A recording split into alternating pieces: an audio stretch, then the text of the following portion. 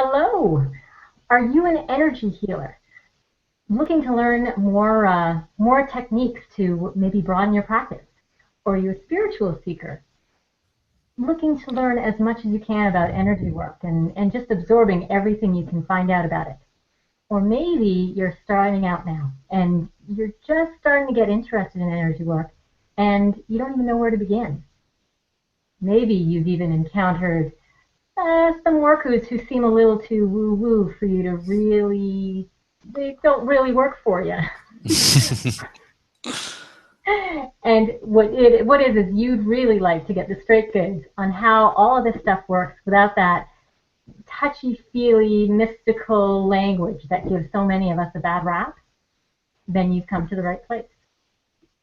Welcome to my show, Spirituality Meets Science. And I'm your host, Renu Arora. I'm the co-creator of a new energy healing modality called the Trigger Release Method. And what I do is I help people overcome emotional, mental, and even physical problems by getting to the underlying emotional triggers and releasing them from their subconscious. And to my clients, it looks and feels like magic. The funny thing is, about like any good magic trick, once you understand how it works, once you know what's going on, you realize there's nothing mysterious or magical about it at all, and that it's something that you could actually do yourself. You can bring that magic into your own life. So why am I here? I'm here to make energy healing understandable and accessible to everyone. I'm here to show you that it's not just for those rare few with those gifts who were born naturally with this instinct about how it happens or how to do it. So if you're ready to be empowered to with new knowledge and to really get a deeper understanding about how the world really works, then I'd really like to introduce you to my first topic of today. And what that is we're talking about today is 3 ways to demystify energy work. This is a topic that's really close to my heart because I don't like having people look at me and think that energy work is woo-woo. And in fact, I came from the other end of the spectrum where I used to think it was all total nonsense. And it really, it took a lot to get me to overcome that hump, to give it an actual, like a real honest look. So ways, and other people use these demystifying tools to bring me on board, and now I'm 100% I'm a convert. So the 3 ways we're actually going to discuss today are muscle testing.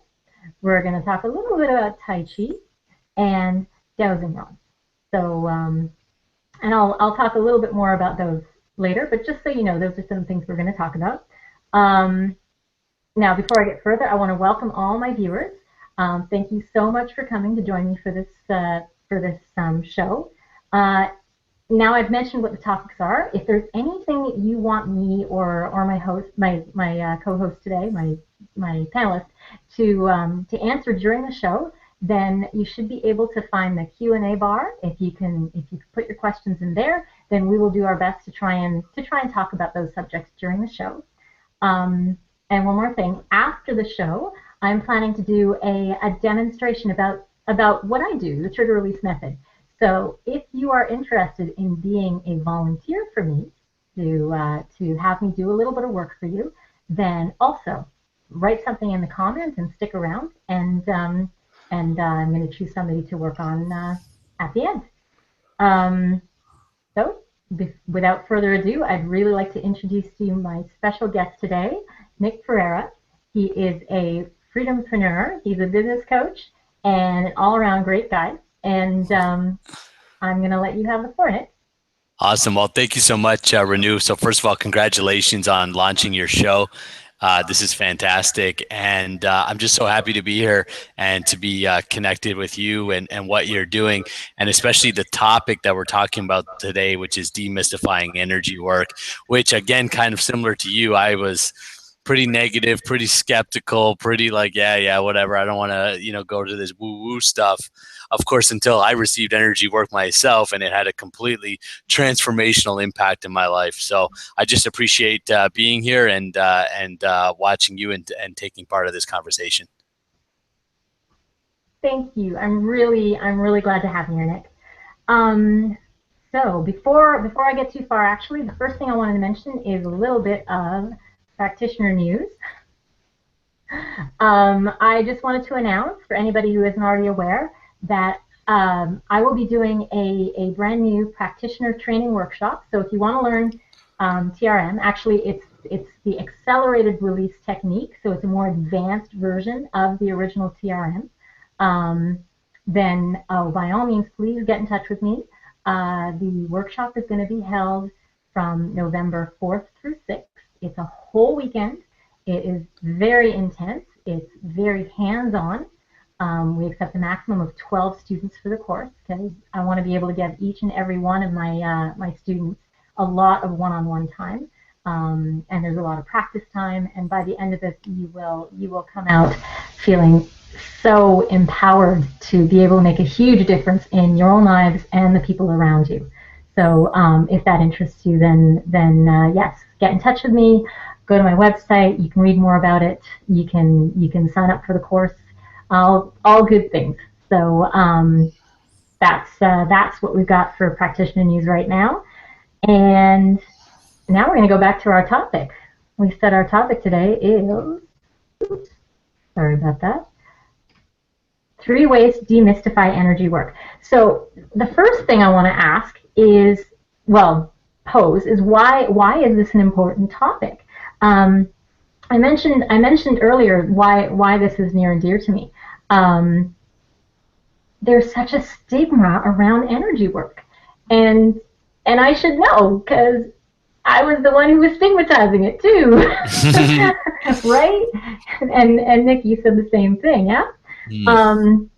There's this almost East meets West thing, and if you believe in the world being a bigger, more mystical, mysterious place than we really can, hardly can fathom. If you believe that, then the Westerners think you're crazy because they haven't had a mystical or any kind of experience like that. So for me growing up, I had no concept of energy in the world. It didn't resonate with me. It didn't make any sense. How could the world possibly be this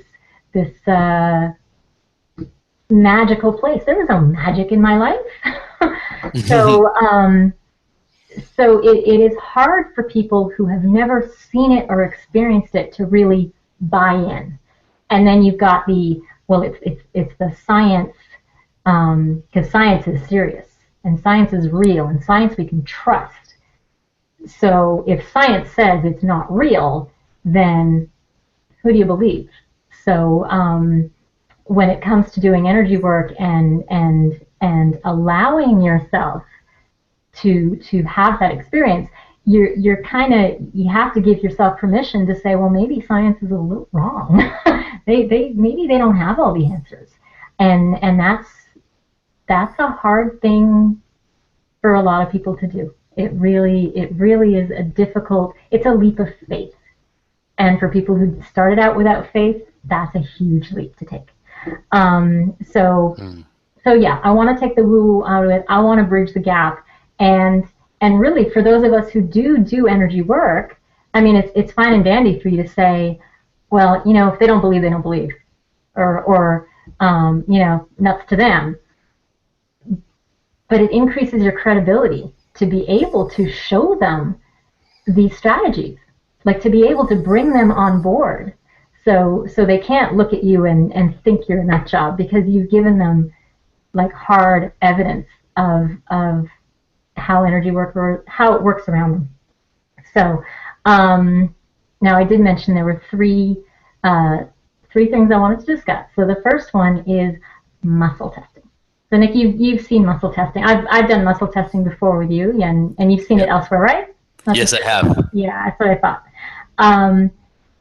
So muscle testing, and the thing about it, the three things that I want to talk about today, these are all things that are in use all around us.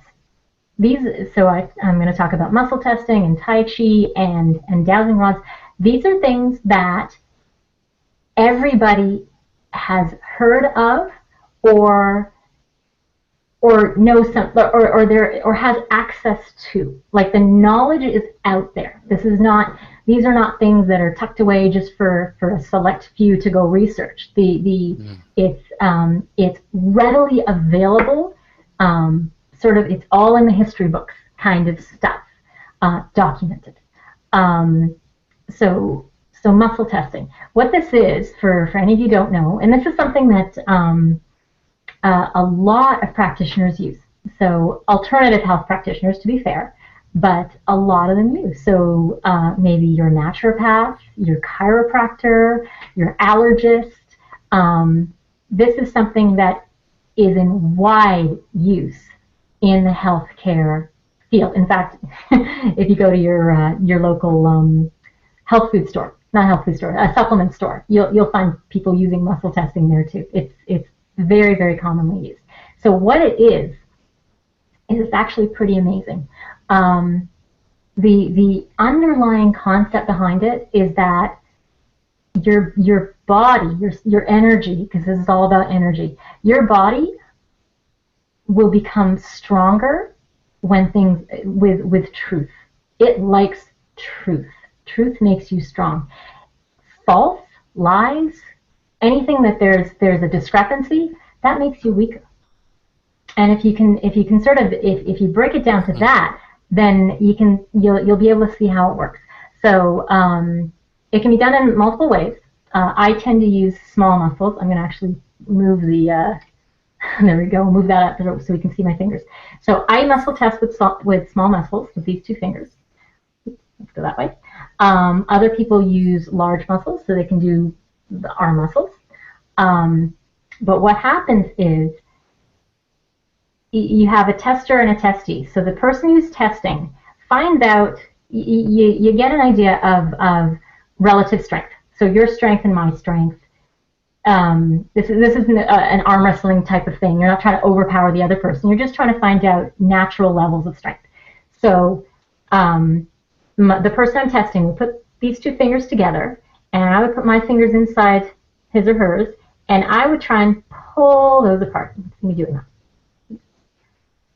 So, and I would figure out how much strength I need to be able to pull these fingers apart. Then I ask them something which the answer would be true. If they're thinking of something that's true, their muscle literally gets stronger. And using that same amount of strength, these fingers won't budge. And if they're thinking about something that is false, their fingers will just pop right open. And this works for everybody. This is not something that's reserved for like for a practice. Like you don't need any special tools to see this for yourself. Anybody can muscle test anyone else. And so it kind of boggles my mind when we have people saying it's a placebo or it doesn't really work. Or, have they tried it? It works for everyone. And so it can be used, so in my case, it can be used to talk to the subconscious, because I can ask any question, and if deep down the subconscious says the answer is yes, the fingers get strong. Consciously, you don't even need to know what the answer is, and you will get answers. It can be used to find out whether you are intolerant to something. So I used to have a problem with apples. So I could literally, like, if somebody was muscle testing and they said the word apples, my brain would conjure up the thought apples, and it would go, ew. And it would make me weaker. But let's say eggs or carrots or something I had no problem with, if I think that thought, I get stronger. So this is something that anybody can play with. And it just amazes me that it's not more in use than it already is. So Nick, tell me, I know you've had some experiences with muscle testing. You want to share some of it? Yeah, absolutely. So the first time I think I had experience with muscle testing was at a wellness fair, and I was checking out the different booths, and someone was using the technique that you were talking about with the bigger muscles with my arm. And so she asked, "So, do you want to try it out?" And like I said, I was pretty skeptical. I'm like, okay, whatever, give it a shot. And I think that's the big thing is we have to stay open minded when we're diving into this world, right? And so to at least be here and be open minded. So she started to muscle test me, and I don't know how we came to it, but we came around to this word enough. And she said, "Oh, you have a problem or a lack of knowledge, let's say, or a lack of knowing when enough is." And I was surprised because she was dead accurate, and she got to that by asking me questions and muscle testing me. And then she said, "You don't know when enough is." And I laughed. I was like, "Yeah, that's true." She said, "So in certain ways it serves you very well, and in other ways it probably doesn't serve you very well." And I laughed again and said, "Yes, that's absolutely right." All right. And it was through the awareness of that muscle testing that I have gotten a better relationship with enough. So just by the simple awareness of things, I was able to use that in my life to recognize where I'm out of balance and where I could put some balance in and where I can make some adjustments in my life. So that was the first time. And then, of course, I muscle tested with you on, a couple different things. I remember, and it was the same thing. It was through muscle testing and seeing how my own body, right? My own body is telling me what is good for me and what is not, or what it resonates with me and what doesn't. And as we worked together and we muscle tested a few things to see like, oh, I don't feel supported here, or, I have some this or some that, it's pretty amazing how much awareness it helped me gain. So that's been my experience with it so far. And it's pretty awesome. And then, of course, I've been doing it with myself, simple things of like just practicing, is my name Nick? And then I can't open, right? Is my name Sarah? And then my hand's like, it's limp, right? It just opens up. So at first I was skeptical, dude, because I'm like, oh, am I just making this up as I go along? But as I practice it more, I can start to feel, yes, there is a difference in my muscles and the strength of which I hold something. So it's pretty cool. It's still fascinating for me, even just doing like my name, it's amazing how my body recognizes what's truth and what's not. Yeah. Yeah, I think one of the things we muscle tested, and you had a problem with water, didn't you? Yes, drinking water, which, look at this. Water. So one of the things you helped me with specifically is when we were together, you were helping with, because I said, well, you know what, I don't drink enough water. I know that, and but I have no motivation to. I still go to juice and I still go to these other things, and so we did some muscle testing and work around there. And ever since then, I've consumed a lot more water and willingly. Like actually enjoying water and enjoying, the taste of it and everything about it. Yeah, but it was a diagnostic tool. So we used muscle testing to identify the fact that you didn't like water. Like it was funny because I think you came in and I asked you if you wanted something to drink, if you wanted some water, and you're like, okay. That's right. Yeah, I was like, I guess. I see how come you don't want to drink that stuff. I don't like it. Yeah, and it's something you actually said to me has stuck with me ever since, which was, did Nick, you're mainly water, like you're 72% water, whatever we are. And when you say you don't like water, it's kind of like saying you don't like yourself. And I was like, that was such an aha moment for me. I was like, oh my goodness. And I've been very conscious of that ever since, where I'm like, no, I love water. Yeah.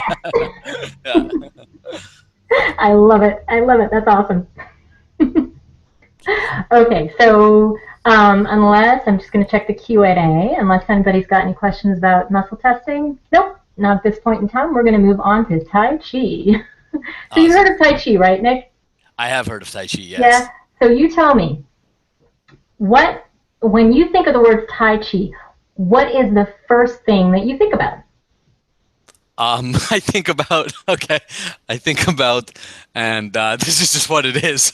I think about an elderly Oriental gentleman in the middle of like the woods, kind Forestry. of doing Yeah. these movements. That's what I think about. That's what comes to my mind. Yeah, that's what you get, right? I That's totally right. see. I see a classroom of the elderly, Yeah. and they're doing these very slow and gentle stretches and stuff like that.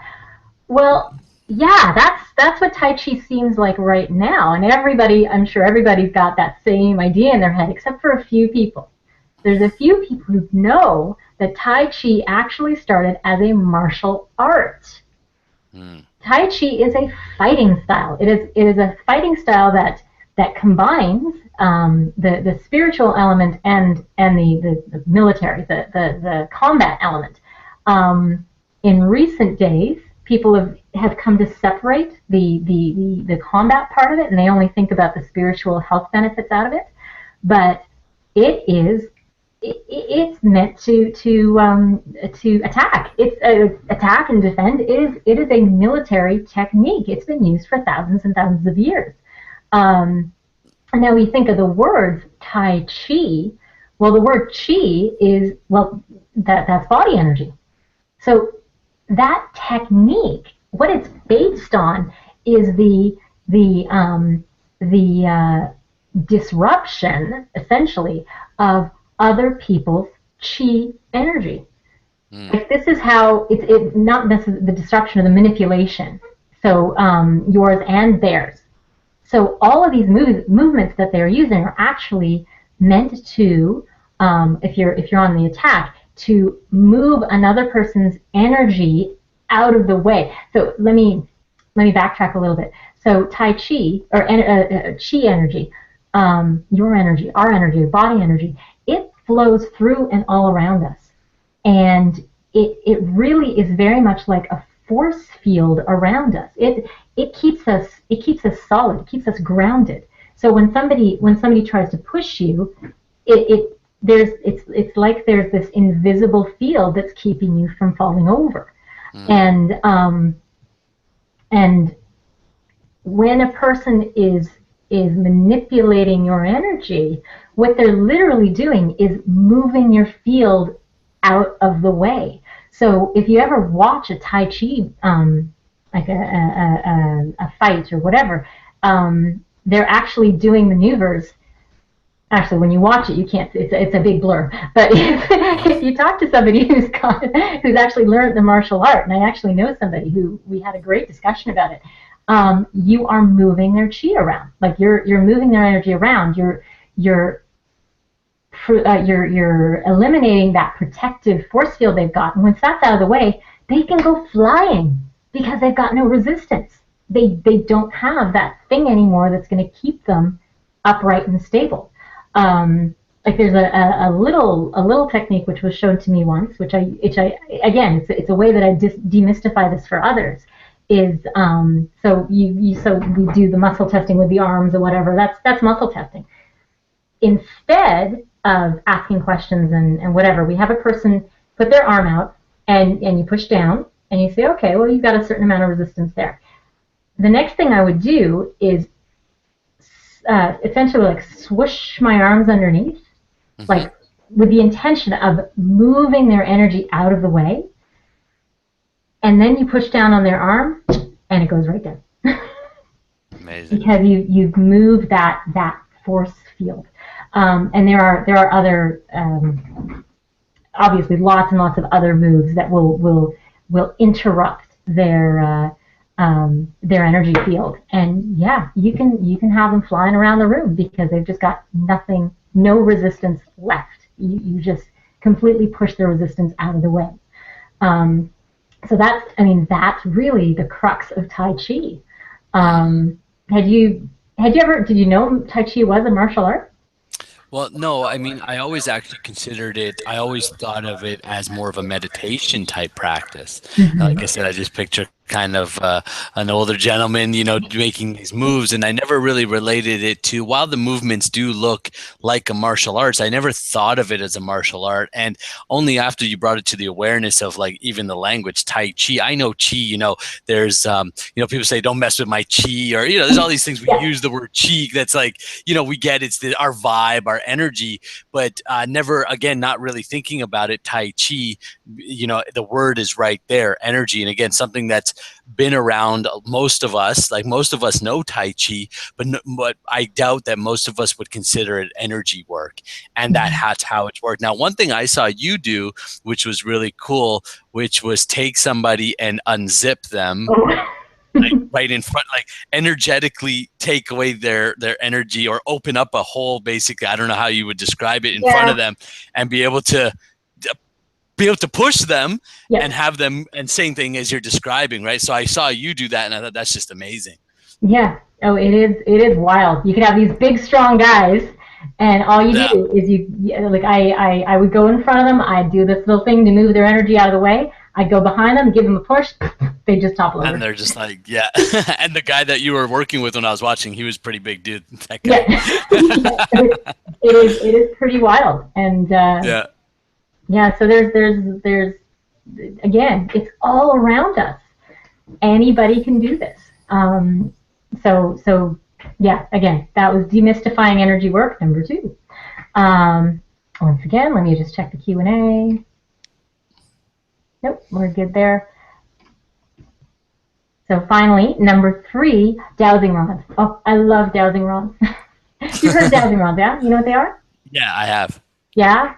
So dowsing rods, that's another one that's been around for thousands of years. Literally thousands. And another term for them would be witching rods. That might be one a lot of more people are familiar with. The idea of way back when you had you were on your property and you wanted to figure out where to dig your well, you would go to your witch hazel tree, hence the name witching rod. You would grab, you pull off a branch that had that was forked at the end, and you'd walk around your property just like this, all over the property. And when you were near water, the branch would bend. It would just bend right there. X marks the spot. This is where I'm digging the well. So these are ancient. People don't understand how they work, but they've been around a really long time. And in fact, they're still in use. People don't know how they work, but they're still in use. And I say this because I actually had a client several months back who came to me for fear of heights, and so I was working with him, and for some reason I have my own dowsing rods, which are used. They can also detect human energy frequency, which is a whole other thing, and that seems a little more woo-woo. But I use them in my practice, and they're pretty amazing to read human energy. So I was using these with him, and he looked at me. He's like, dowsing rods. I have a pair of those. I used to have a pair of those in my car. I'm like, really? He's like, yeah, because he worked for Ontario Hydro. And so he's like, yeah, they'd be in the back of the truck all the time. Amazing. Hydro workers are still using these suckers. Yeah. It's insane. It's truly nuts. This is an old energy tool. There's not the science hasn't been done to figure out really why they work, but they do.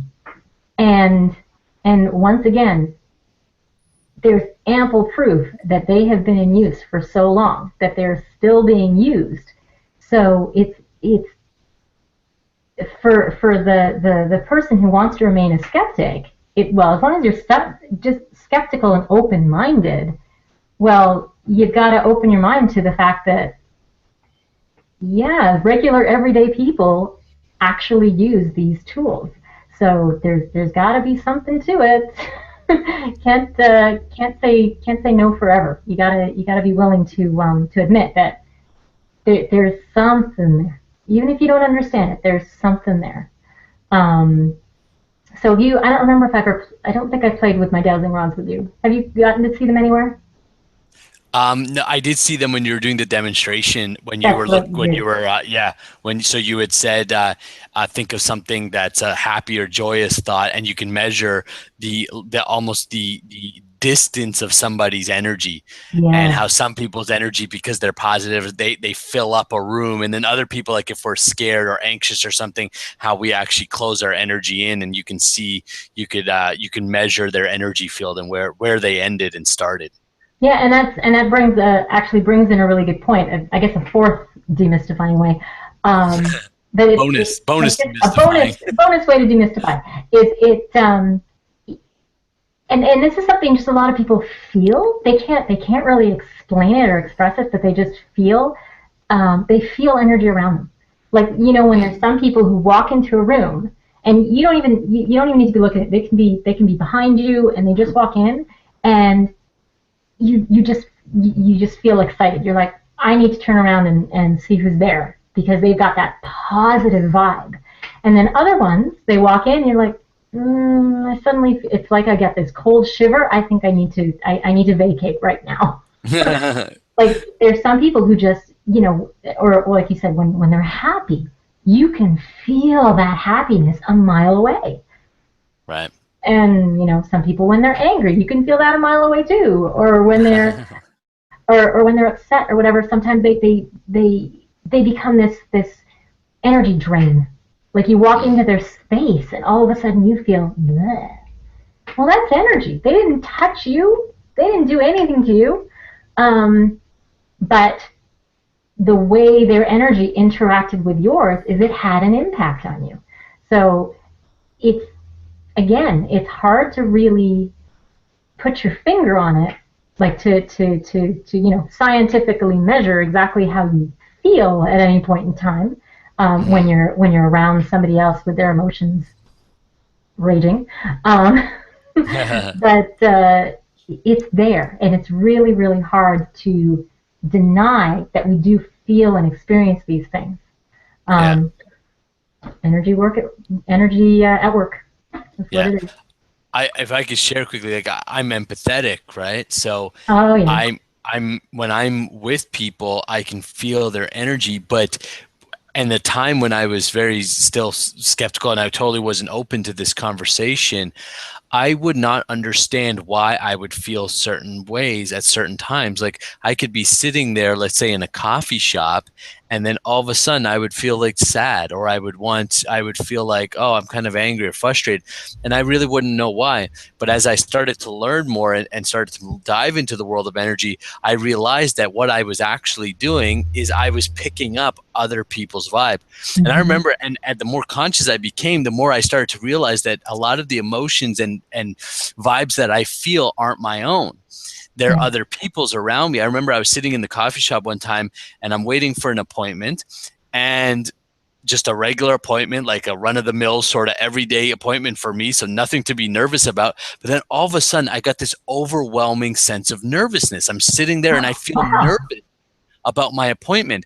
And I stepped into that consciously and I thought, okay, well, I have nothing to be nervous about. So what's up with this? And so I started to look around the room, and about two tables down from me, there was two gentlemen having a conversation, and it sounded like one gentleman was really questioning another person, like, well, where were you, and blah blah blah. I don't know them, don't know the contents, but I could tell that that person was very nervous in the situation, and that's what I was picking Wow. up. I was feeling their nervousness, and so the more sensitive, I think I've always been sensitive to it, but the more conscious of it I've become, I've realized that, oh, a lot of what I feel isn't mine. It's other people around me, and I'm picking it up and taking it on. But if I didn't know this, like if there weren't people like you in the world who are teaching this and explaining this, then for me, I would just always be an emotional wreck, not always thinking it's my own stuff. And 90% of the time, it's actually not my stuff. It's stuff from people around me. But that now that I'm conscious of it, I can protect myself from that. That's fantastic. So have Yeah. you figured out how to put up, like, how to be able to put up some walls around yourself, like some barriers, so that that doesn't happen so much, or do you just find you have to Not um, really. I guess you for me, I catch just it when it starts?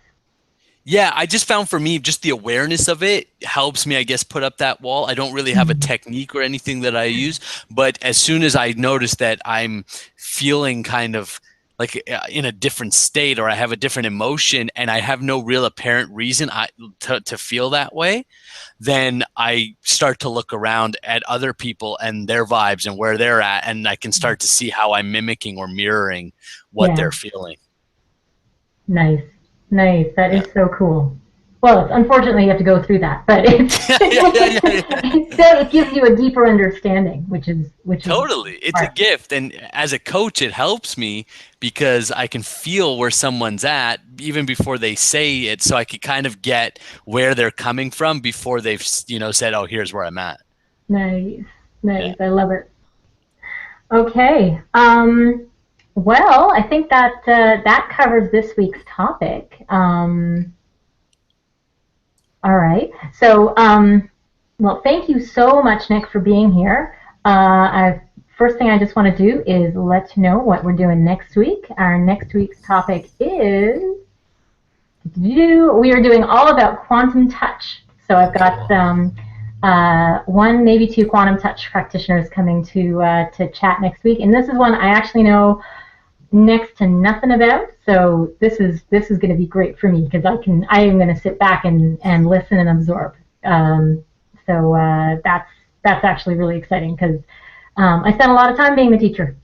Once in a while, I get to be the student, and that's all good. And finally, Nick. Well, two things. While Nick is going to do a little bit of a close, if anybody, I mentioned that I was going to do uh, a a demo, a TRM demo after the show. Well, we are at that stage. So if you want to be my I don't want to say guinea pig, but if you want to experience TRM and get to know what it's like, then by all means put your name in the Q&A, and I would love to be able to show you, and we'll have a little fun with that. Otherwise, Nick, I might just ask you to stick around. I'll do a demo for you. Awesome. Yeah. But right before we close this part up, Nick, I really want to thank you for being here. I am so pleased you're able to join me. If you want to just take a moment to tell everybody how they can reach you, and yeah, if they want to get to know a little bit more about you, where shall they go? Sure, absolutely. So all my information's here. You just go to hangoutwithcoachnick.com. So if you're an energy worker and you're looking to create a greater impact through your marketing, that's where I come into play to help you reach more people and take your gift out to the world. That's my passion, is helping energy workers and coaches take what they do and bring it out to the world. And I'm passionate about it because it was an energy worker that I went to see a number of years ago that really had a great impact in my life. So I'm very passionate about helping you guys spread your message. So yeah, hangoutwithcoachnick.com. You can get a hold of me there. Fantastic. All Awesome. right. Um, my viewers this week are very shy. So, Nick, what do you think? Do you Yeah, sure. would Let's you be do it. willing to participate in a demo for me? Yeah, let's do it. Awesome. Okay. So I've been doing this demo one of two ways now. So when I do TRM, it's one of those things. I if a person's coming in for a session, they come in with their problem. So let's say the guy, the hydro worker, whose was a fear of heights. So we'd have the problem, and we would find out what is underneath it. Now, sometimes this could get pretty complicated. There could be a whole lot of stuff underneath it, and it could take an hour, maybe even two, for like something really really complicated. So yeah, because it's not always straightforward. So I wouldn't start with a problem for a demonstration. But what I can do is, well, one of two things. When I said we find out what's underneath it, typically it's a life event. It's something that took place in your life that your subconscious, it's unresolved. Your subconscious is trying to get your attention to to look at it and release some of the stuck emotions or some beliefs that are trapped in that event or something. But there's something there that's keeping it from being totally released from your energy. So, like I said, I can do this now one of two ways. One way is to just ask your subconscious straight up if it's got something it would like to release. And so we can find something that you don't even know is looking to be released. The thing about that is if if I've asked your subconscious if it's got something it would like to release, usually it's something pretty big. It's something that it's been holding on to, and it's saying, "Oh yes, number one thing that I want to get rid of is this." So we'll get the top priority life event. So that's one way of doing this. Another way is if you have an event that you can think of that bugs you, that in some way when you think about your past, like if there's something that took place where it makes you angry when you think about it, or sad when you think about it, or just embarrassed when you think about it. Like I actually just did this with a colleague a few days ago. He had lost his pet way back when, and whenever he thought about the event of losing his pet, he felt really anxious.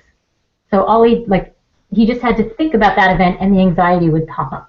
So, and we all have events like that. We all have things about when we go back to the past and when we look at them, there are some things that we just feel like they just happened yesterday. Like they're just charged with emotion. And I'm talking like anger or frustration or sadness or whatever. So which would you like to do, Nick? Would you like to, is there something that you can think of that you'd say, you know what? Yeah, let's neutralize that memory, or shall we go exploring? Yeah, let's go exploring. Go exploring? Let's see what's in there. Let's see what's in there. Okay. And I'm going to, what's the best way to do this? You can't see. So I'm going to move, actually first I'm going to remove the logo. And I might just move myself a little bit higher. My head's going to be cut off, but that's okay. All right, so instead of muscle testing with my clients, I use a pendulum. All right, so pendulum is, it's an energy translator. Basically, because energy, well, we know with chi and all that stuff, we know it's all around us, but there's no, space and time are not barriers to energy. So I can read your energy from here. And so a pendulum, what it does is it translates. So your energy, like I'm going to ask questions and your energy will shift. And this will read whether your energy is saying yes or saying no or saying, I don't want to talk about that. My pendulum can give me all sorts of answers. So the first thing I have to do is ask, and a front to back is a yes, and a circle this way is a no. So I ask first, can I connect with Nick? And it's saying, yes, I can. And I can't really get much higher, so this is what we're stuck with.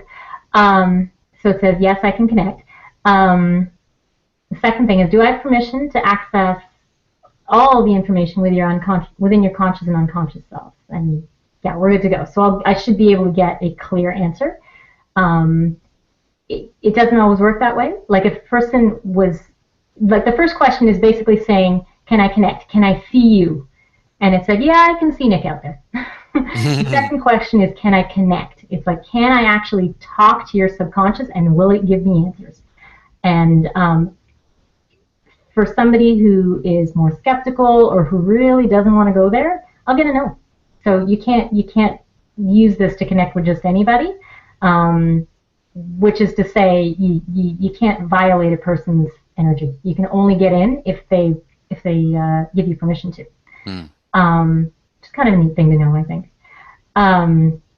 Okay, so it's going yes, yes, yes. It's still on the last question. So now, do we have permission, or is there a life event that you're seeking to release? Yep, it's definitely swinging hard there. Let me ask, is there any drama around this event? Okay, there's a little drama, which it's kind of like there's uncomfortable details. There's part of you that says, oh, I don't know if I really want to talk about that. There's so much drama. I get that's the bane of a practitioner's work is drama, drama, drama. There's a lot of stuff we just don't want to talk about, which is why we don't usually deal with our stuff. So I'm just going to ask or demand that the drama be released. Is there any more drama around? No, we just had to tell your ego, let it go. We want to get in. Let it go. Okay. All right, so there's no more drama around it. So we need some clues. How many clues are going to help us figure this one out? Is it one clue? No. Two? No. Three? Okay, so we're going to have 3 clues to help us figure out what this event is. Grab my little book. The first clue, is it in column A? Yes. In 1 through 10? Yes. 1 through 5? No. 6, 7, 8, 9, 10, 9. Okay, A9. And for any of you with your trigger release books at home, you can follow along with me. So A9 is apathy. Okay, so the first clue is apathy. So what we're trying to do, so we're trying to figure out what that event is. And it's basically like we're trying to describe a scene in a movie. So we're going to find out who are the characters, what are they all feeling, so we can zero in on a particular event, because then you're going to remember it. So the first emotion is apathy. The second one is in column A. Yes. 1 through 10. No. 11 through 20. No. 21 through 30. Yes. 21 through 25. No. 26, 27, 28, 29, 28. A28. Despair. There's an apathy, despair, and the third one is in column A. Column B. 1 through 10. 11 through 20. 11 through 15. 11, 12, 13, 14. 14.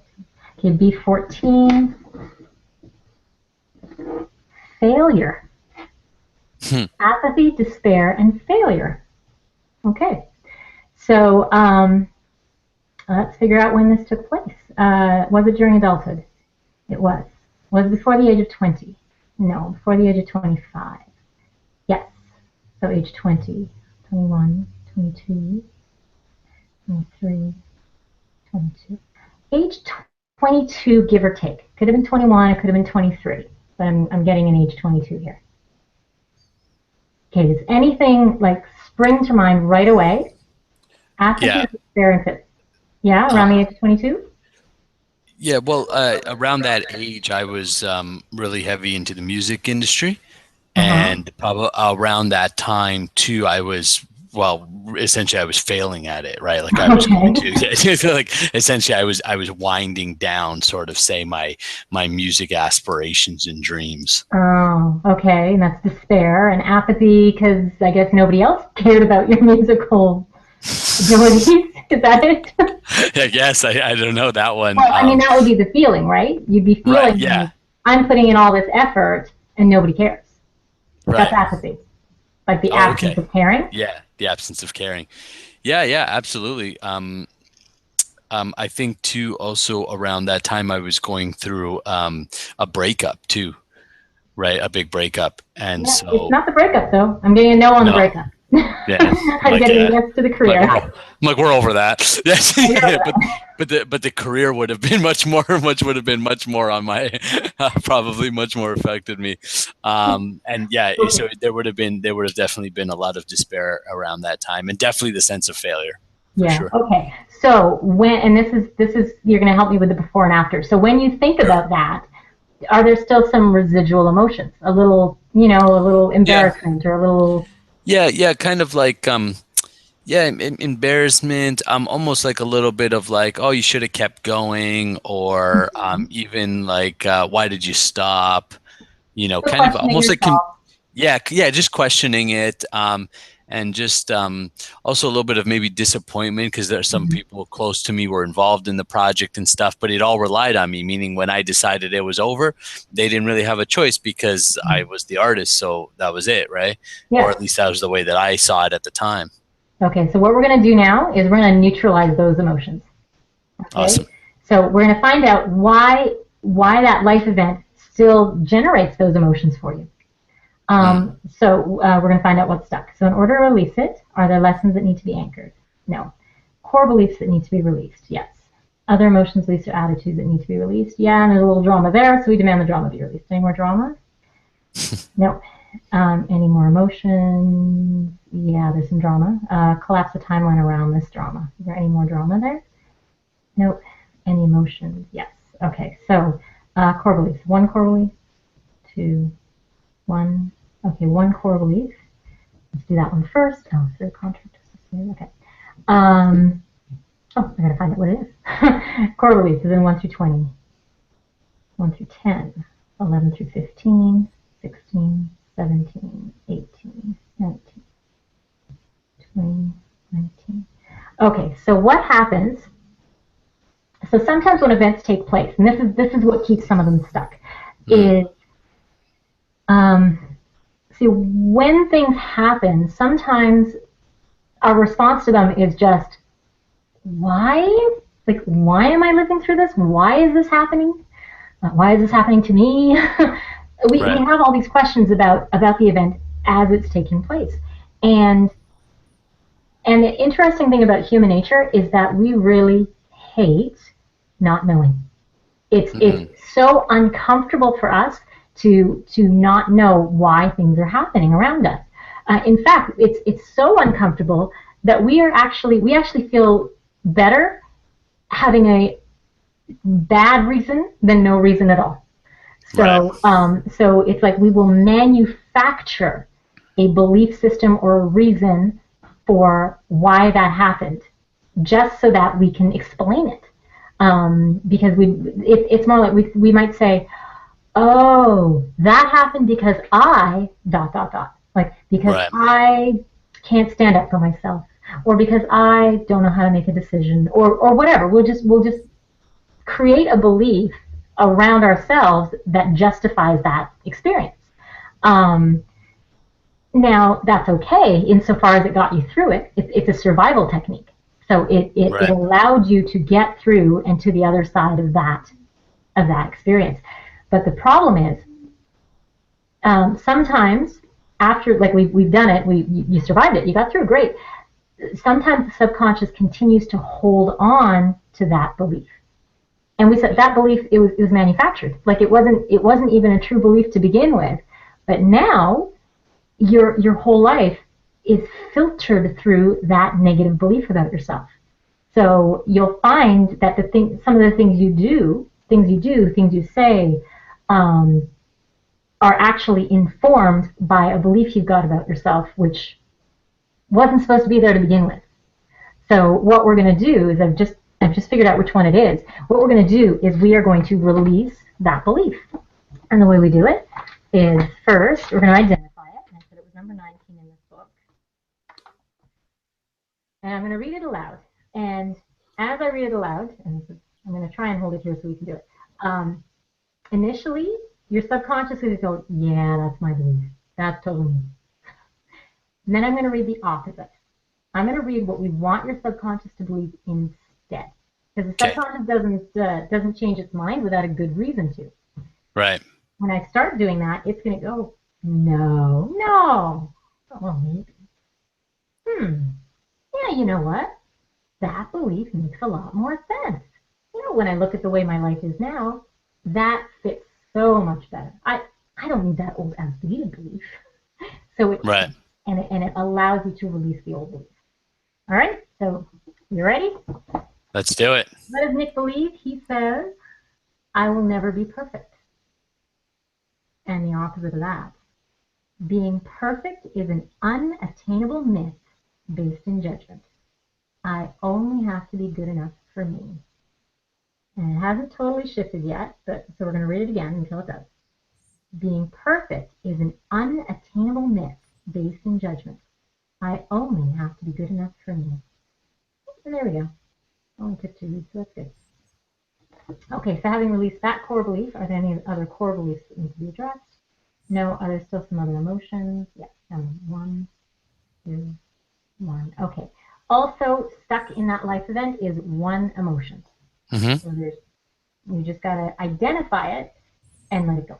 So is it in column A? No, it's not. B, yes. 1 through 10, yes. 1 through 5, yes. 1, 2, 3, C3.